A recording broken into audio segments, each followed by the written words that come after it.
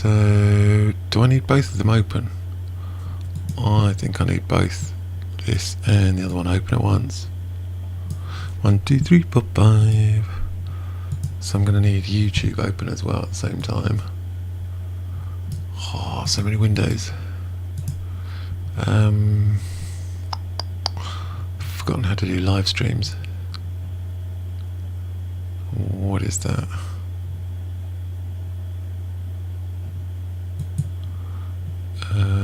Go live. Can we go live?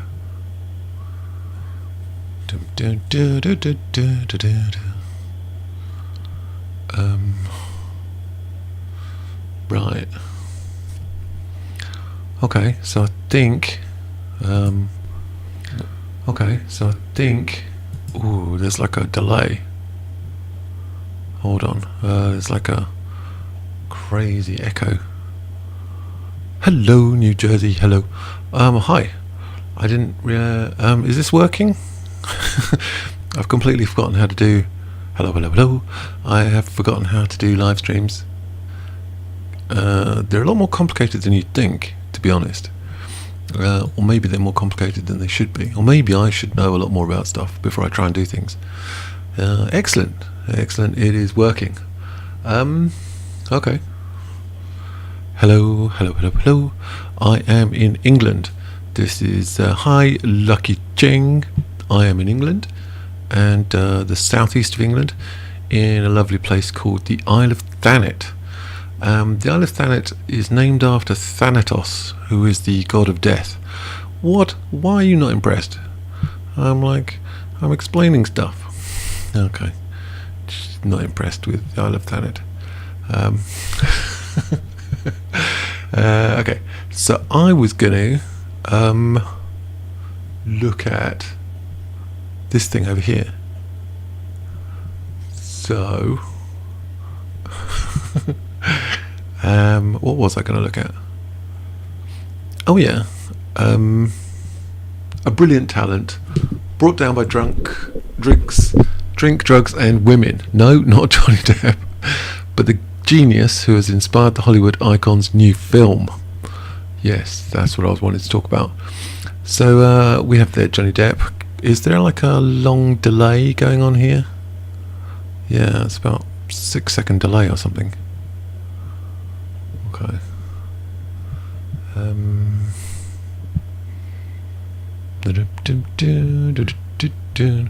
So what do you guys think about the new idea that Johnny Depp's going to direct a film?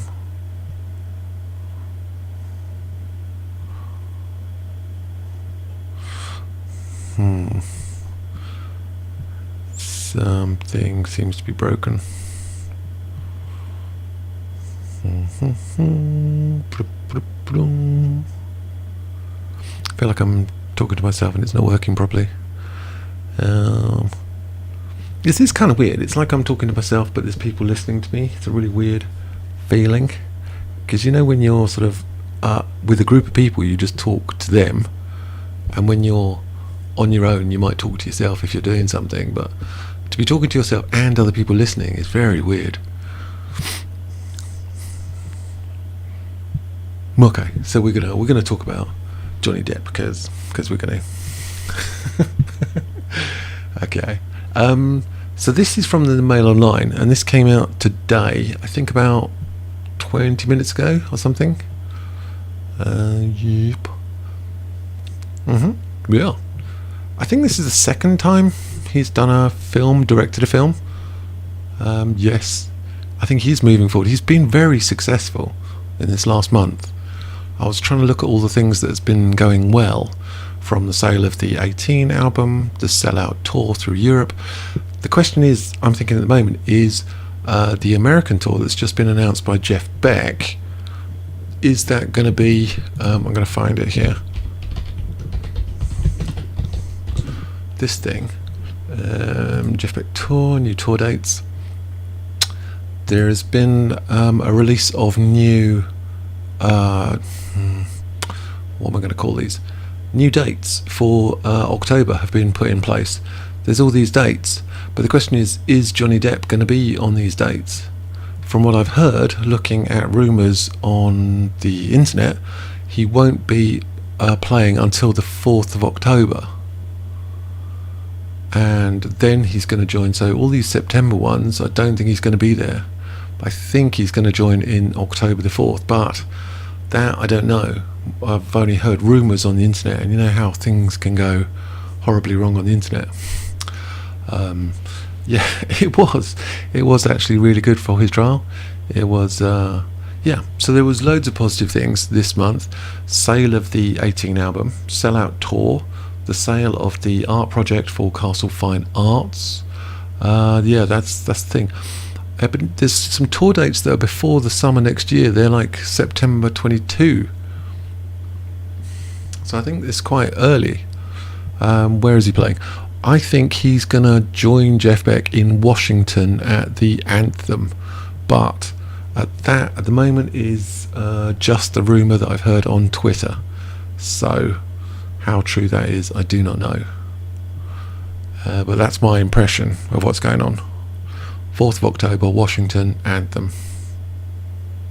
But apart from that, there's some stuff here I was looking at. They was talking about this Parisian art film, and it's going to be about this guy who is called Modigliani, and I can't pronounce his name properly. Amadeo Modigliani. Yeah, USA. It's going to be in America. I just showed you the dates here. Sorry, there's a bit of a delay of things. See these dates? Franklin, Pelham, Orange Beach, Atlanta, Washington. I think he's going to be Washington. I think. What do you think? Let me know. Well, somebody's got to find out. I was reading on Twitter that's been confirmed, and there's going to be an announcement in the next few days, but I don't know. So, what does that thing do? There's so many buttons. I'm looking at so many buttons here. Right, so anyway, this thing, sorry, there is, he's going to direct this film. It's going to be about Amadeo Modigliani, and it looks kind of interesting. I'm not a fan of the art, to be honest. And what are they saying about it? They're saying, pressing up against the window of a small Parisian art gallery one cold winter's day in December 1917, the crowds could hardly believe their eyes. There, prominently displayed on an easel for all to see, was a portrait of a naked and very voluptuous young woman. Hello. And this was no coy Renaissance nude of the kind depicted by such masters as Titian, Raphael and Botticelli. Do you know Botticelli used to live around here? There's a house which was owned by Botticelli around here. Anyway, this model was shown in her full anatomical glory, including, controversially, her body hair. Oh my God. That was something almost never seen in art up to that point, and certainly not on a public display in a street full of Christmas shoppers. I thought that was quite interesting. Yeah. I was thinking of buying some tickets, actually, Lucky Cheng. Johnny Depp, yeah, exactly. And then I was thinking, what is the name of this painting? A century later, one of those pictures, a nude entitled Nu Couché, would be auctioned for £130 million. 130 million? That's a huge amount of money. Bonicelli can sing. I think Botticelli, the artist, not Bonicelli. Botticelli. I was looking for the picture of nude. What's it called? Nu Couché. Is it that one? Yeah, this one. I was looking at it, going, is it this one? Nude. I was thinking, that's just. I mean, see, I don't get all this art stuff. To me, it just looks like someone tried to fill in the colours and didn't do a good job. Like when you know when you're colouring stuff in, and you do those scribbly lines, it just looks 130. I mean, first of all, A, it's not voluptuous, right? Because that means, chunky. And B, it looks like it's not even done properly. It's got that impression, when you're filling in a block of colour and you can't be bothered to do it properly. £130 million. Jesus. I mean, it does though. I'm not trying to. It just looks. I mean, should we have a close-up look of? Can we have a look? Let's have a look. I'm not trying to. Let's have a little. Oh, which one we're going to use over here? Like, I mean, what is that? It's just scribbly lines.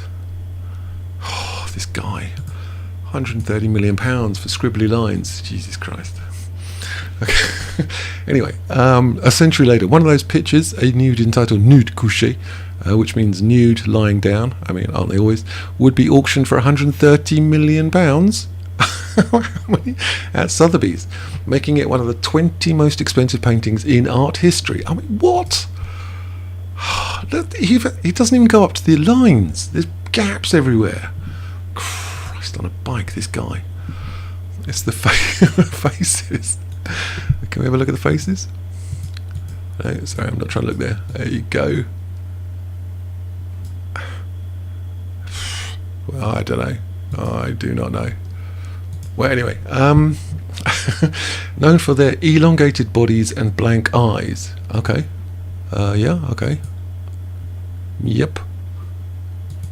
What else is going on with him? Elongated bodies and blank eyes. Others of his distinctive pictures and sculptures are similarly sought after, but Modigliani lived to see none of that success, dying in poverty in 1920. I shouldn't laugh, but it's not his best work, but that's £130 million. That's 130 million squid. Honestly. Oh, I tell you. Anyway, at the time he was known principally for his debauched lifestyle, alright, which is about to become the subject of a movie directed by Johnny Depp. Nice. Pirates of the Caribbean style, yes he is. Of course notorious for his own turbulent private life. This new film making a return to directing, since domestic abuse allegations, by her, which he always denied, and was found to be untrue, saw him blacklisted by much of Hollywood, where he was found not guilty and she was found guilty of defaming him. Oh, he's got one of those what are they, Schaefer pencils. Oh, nice. And here we've got Al Pacino. In US dollars, what, 130 million pounds is what, 160 million dollars? 160 million dollars, Jesus Christ. That's a ridiculous amount of money. And here we got Al Pacino. And honestly, I'm looking here. I'm looking at this guy. Tuxedo, okay, cool. Shiny lapels, fine. Scarf, fine. Where's your shirt? Where's your tie? Why have you got trainers on? And what, New Balance trainers? You got dad trainers on? Jesus Christ, man. He's like, what are you gonna do? I'm Al Pacino. What are you gonna do? You're gonna do nothing. Anyway. These are New Balance. These are dad trainers. Jesus, man, what are these people like? In some ways, their stories are similar, with tales of extraordinary drunken excess and drug taking that saw Modigliani's behaviour judged outrageous, even by the bohemian standards of early 20th century Paris. Wow, you've got to be quite outrageous if you're going to outrage bohemians from 20th century Paris, because they'd all be hanging around this place, which is the Moulin Rouge, which you know and love from the film. I've always wanted to go here, the Moulin Rouge. This is what it looks like today. It didn't look like that, obviously, back in the day. And it's much bigger on the inside, as I understand, than it looks.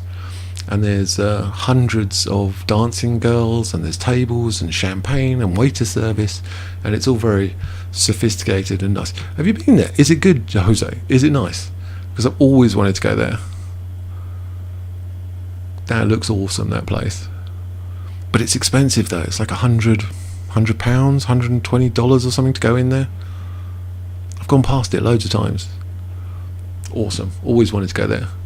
The Moulin Rouge, obviously, red windmill.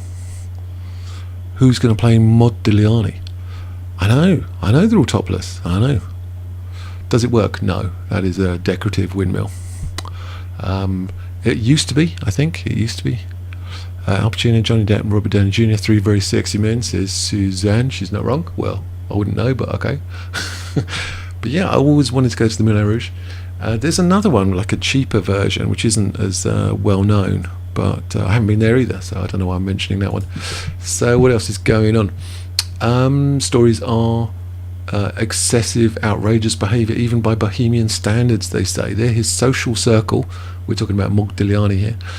Included such luminaries as Pierre-Auguste Renoir and Pablo Picasso. I have a problem with his art as well. With whom he once shared a mistress. I mean, when you say shared a mistress, I mean, isn't that just you both went to the same whorehouse at some point? It's like, I'm always a bit dubious about these things. Anyway, his first meetings with both demonstrated the outspoken arrogance for which he was known. All right. On being invited to Renoir's studio, Modigliani, I still can't pronounce his name, objected to being offered unsolicited advice about how he should approach portraits of nudes. So this comes from Renoir. You must paint with joy. The joy with which you make love to a woman, Renoir told him. Before I paint, I caress the buttocks for...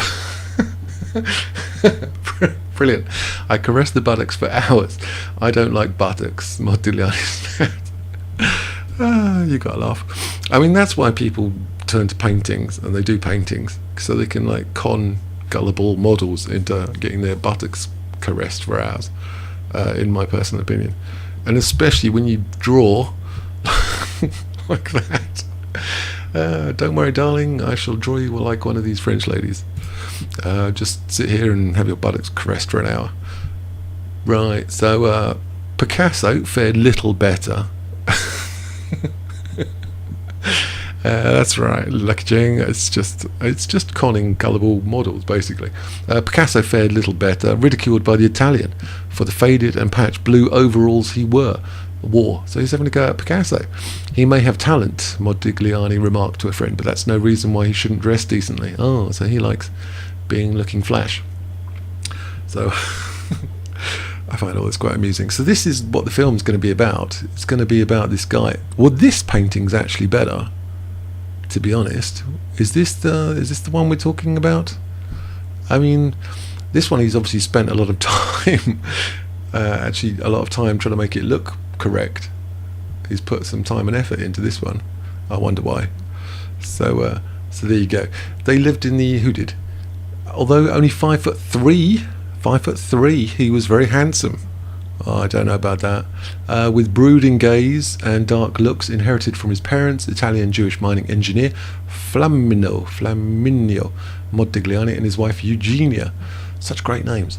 They lived in the Tuscan port city of Livorno, and Amadeo's birth in 1884 saved the family from financial ruin. How did his birth save them from financial ruin? No idea. His father had recently been declared bankrupt, and even as Eugenia was in childbirth, bailiffs had descended on their house but had gone away empty-handed. This was because of an old Italian custom that forbade the seizure of any possessions from the bed of a woman in labour. I see. So, to protect the most valuable belongings, they piled all the valuables on top of on top of her. So there you go. Using pregnant women as a means of not. See, this is nice. I mean, she looks saucy. What else is going on? The name Amedeo or Amedeo. Is anyone Italian? Can anybody pronounce anything around here? Means beloved of God. But he was a sickly youngster. Survived a lung disease pleurisy at 11. He caught typhoid at 14. she is saucy minx, that one. Not the other one. Where's this one? Jesus. Not her. She's a worry, that one. What else we got? Yes, we had pleurisy at 11. Amadeo. I like Amadeus. Amadeo. So what else is going on? He caught typhoid. He's got pleurisy. He got typhoid. He's got delirium. Well, he's had a right go, this guy. So what else what else happened with this guy? This is a picture of him. So here we've got what he actually looks like. I mean, ladies, are you saying that this guy is a stunning, handsome guy? I mean, he's not terrible. Maybe lucky, maybe. I often find small guys, they're really assertive and they really sort of, trying to make up for stuff. So there he is. He moved to Paris in 1906, gave him unfettered opportunity to continue that unusual education in art. What unusual education? Moving to Venice, He's supposed to be continuing his art studies. He spent most of his time smoking hashish in local cafes by day and visiting houses of ill repute in the evening. I learn more in a night in a brothel than I do in any academy, he would say. Well, you would say that, my friend. So yeah, that sounds like just a standard art student to me. He moved to Paris in 1906, gave him unfettered opportunity to continue that unusual education in art. Then 22, he survived on the few hundred francs given to him by his mother, moving from squat to squat in Montmartre, setting up his studio in a derelict wooden shed. I like this guy.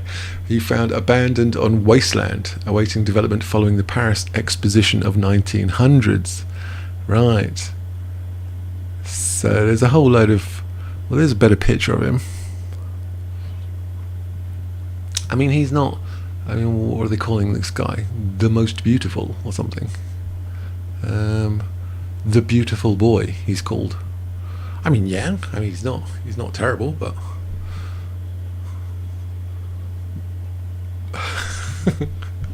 yeah.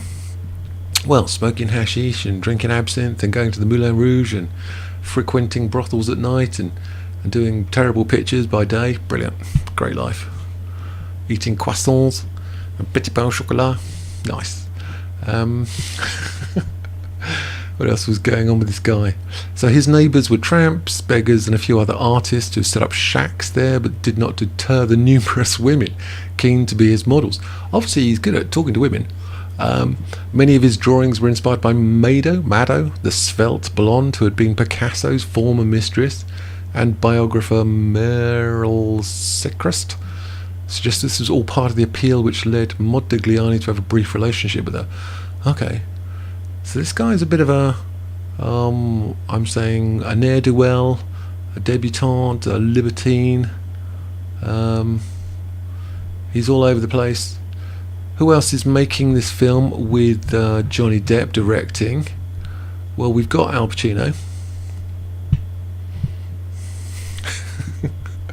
We've got Al Pacino down here. We've got this guy Barry Navidi. He's like a major producer as far as I could work out. He's worked with everybody, all the big people. John Hudson, Lauren Bacall, Robert Mitchum, Michael Caine, Paul Scofield, Marlon Brando, Al Pacino, Johnny Depp, John Hurt, Sean Connery. He's got serious connection, has produced major films. Nice. John Eckstein or Johan Eckstein. Right. See, but are they all smoking hashish and going to brothels? I mean, that seems to be the way, for some reason. And this guy Navidi has been producer of major films: King Lear, Harmony and Gold, Salome, Wild Salome, Merchant of Venice. That was great. Some other stuff. So he's producing, I think, as well the film. Obviously, also with IN2 Productions. Yeah, see, art students, that's basically what they do. And we've got this, what I consider to be a generally bad picture. We've got the Moulin Rouge, and we've got this tour, which I think is happening on the 4th. I think he's producing with a company called IN2 Productions. If I look at IN.2 film, yeah, there's this company, this is company's house, and it's he created this new branch of Infinitum Nihil, which is the US version. This is the UK version of it, and it was recently created, and sort of in 2020 it was recently created, and the people involved in it are Stephen Dutters, who's Johnny Depp's sort of right-hand man, and has been for the last 17 years on multiple films. So these people are very well connected, and they are going to be part of the production company for it, for this new film, which will be quite interesting, I think. I don't know what you think. Yeah, I think they should, and I think we should get involved and go and drink some absinthe and smoke some hashish and hang out at... see, I like that picture. She's quite saucy. And there he is. There's the guy. So, what are your thoughts on the? What are your thoughts on the film, and in general, of what do you think is going on?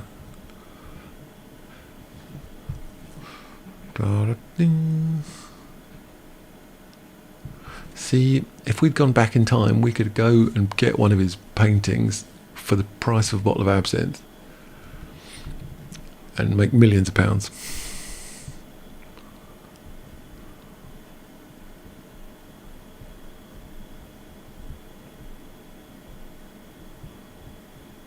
Modigliani. Yeah, it's an interesting little world. There's some other stories that have come out about Johnny Depp in the past few days that I've been looking at. Some weird rumours that I've heard. One of which was Amber Heard has got married to Eve Barlow in Israel. I know, I was like, what? Yeah, but I have no idea. This one, I don't know. I do not know yet, but I would assume so. Nudging. I think so. But yeah, that's what I heard. That she's got married in Israel to Eve Barlow for a specific reason, exactly, to hide the money. Because she can't be, or the money can't be extradited. That's probably not the right word, but can't be got at if it's in Israel.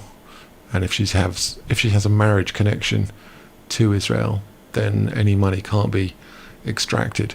That's the rumor I heard. How true it is, I actually doubt it is true, but that's what I heard. But there you go. So you got Nevada, you got some terrible picture, Moulin Rouge, tours here, tickets are available. I was having a look at one of them or so, about £160, and we shall see. These are, looks like, they're not been out for sale yet. But yeah, so yeah, some other really weird stories going on as well. Lots of weird sort of layers of stuff. Not sure what I'm allowed to say without getting done for defamation. Well, I think that'll be enough for today. It's been lovely to have you here and chatting about crazy things. I quite like doing live streams. So I will see you guys tomorrow. Don't forget to like, subscribe, press any other buttons you might find. And thank you for coming. And I will see you guys later. Ciao. Now I've got to press buttons.